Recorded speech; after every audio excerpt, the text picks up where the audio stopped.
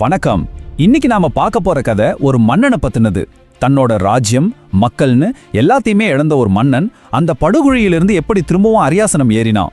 வாங்க இந்த மீண்டெழுந்த மன்னனோட கதையை முழுசா பார்க்கலாம். ஆமா, நீங்க நினைக்கிற மாதிரி இது வெறும் ஒரு ராஜாவோட கதை மட்டும் இல்ல.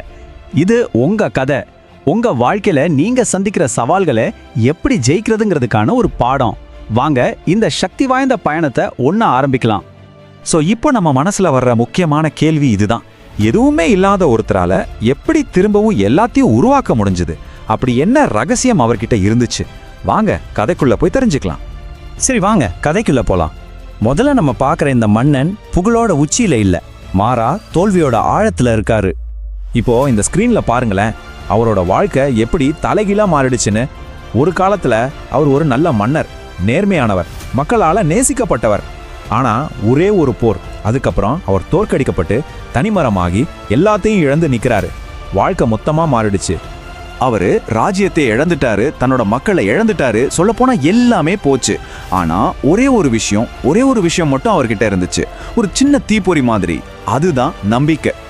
சரி, இப்போ அவரோட வாழ்க்கையில ரொம்பவே கஷ்டமான ஒரு கட்டத்துக்கு போறோம்.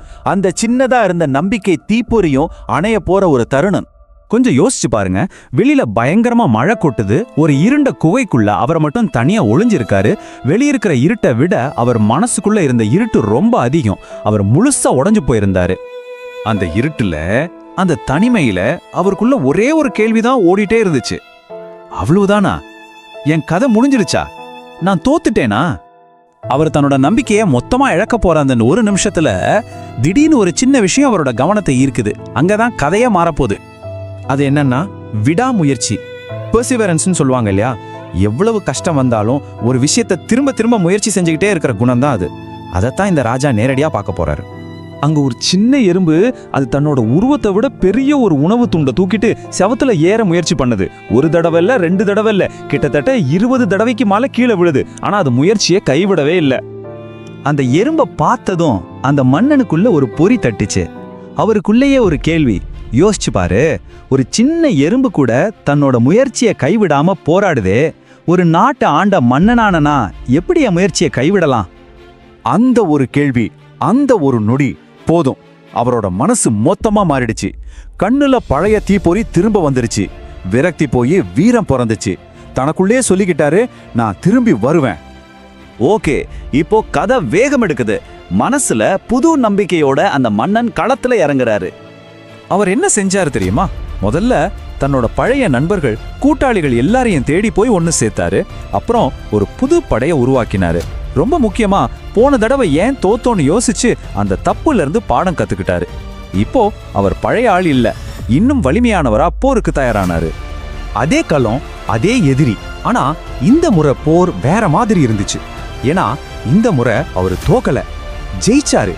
ஆமாங்க, ஜெயிச்சு தன்னோட ராஜ்யத்தை திரும்பவும் கைப்பற்றினாரு. மக்கள் அவரை கொண்டாட்டத்தோட வரவேற்றாங்க. சரி, இந்த கதை ஒரு ராஜாவோடது மட்டும்தானா? இல்ல, இதுல நமக்கு என்ன பாடம் இருக்கு? நாம ஒவ்வொருத்தரும் இதுல இருந்து என்ன கத்துக்கலாம்? இந்த கதை நமக்கு என்ன சொல்லுது பாருங்க. தோல்விங்கிறது ஒரு முற்றுப்புள்ளி கிடையாது. முயற்சியை கைவிடுறது தான் உண்மையான தோல்வி. யோசிச்சு பாருங்க, ஒரு சின்ன எறும்பு கூட விடாமுயற்சியோட இருக்கும்போது நாம ஏன் நம்ம கனவுகளை விட்டு கொடுக்கணும்? அதனால எழுந்துருங்க, மறுபடியும் முயற்சி பண்ணுங்க. உங்க வெற்றி உங்களுக்காக காத்துக்கிட்டு இருக்கு. இத நல்ல ஞாபகம் வச்சுக்கோங்க. இது வெறும் ஒரு பழைய கதை இல்ல, இது உங்க வாழ்க்கைய, உங்க எதிர்காலத்தை உருவாக்குற வரலாறு. இந்த நம்பிக்கையோட உங்க பயணத்தை தொடருங்க.